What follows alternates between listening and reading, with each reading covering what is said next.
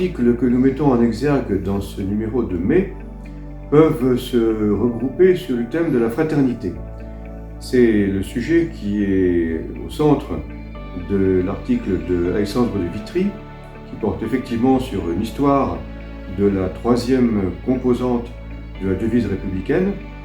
On sait son importance dans le champ politique, mais aussi les différentes résonances qu'elle a, résonances religieuses, mais pas seulement. Alexandre de Vitry est l'auteur d'un livre important sur la fraternité. On peut voir aussi la fraternité en arrière-plan de l'entretien que nous a accordé Didier Lesky sur la question migratoire. Comment bien accueillir les migrants, comment les intégrer, on pourrait dire de manière fraternelle, dans notre société. Et enfin, le troisième article qui porte sur les évangéliques au Brésil et leur lien avec le domaine politique, et peut-être moins évidemment sous l'angle de la fraternité, mais pourquoi pas. La fraternité peut-être rassemble des groupes, elle rassemble peut-être de manière exclusive certains groupes contre d'autres.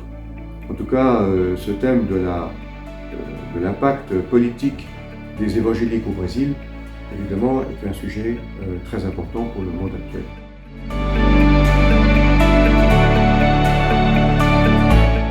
Entretien avec Bertrand Badi sur l'importance des sociétés dans les relations internationales, l'importance du facteur humain dans les relations internationales.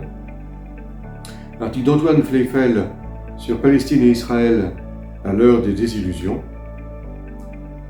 Antoine de Ravignan réfléchit sur la construction de nouveaux réacteurs nucléaires en France. C'est un bilan critique de la politique nucléaire française. Farhad Khosrow-Khavar et Mohsen Mottagui présentent des nouveaux penseurs chiites dans l'Iran actuel, des penseurs qui distinguent plus essentiellement le politique et le religieux. Et enfin, François Jost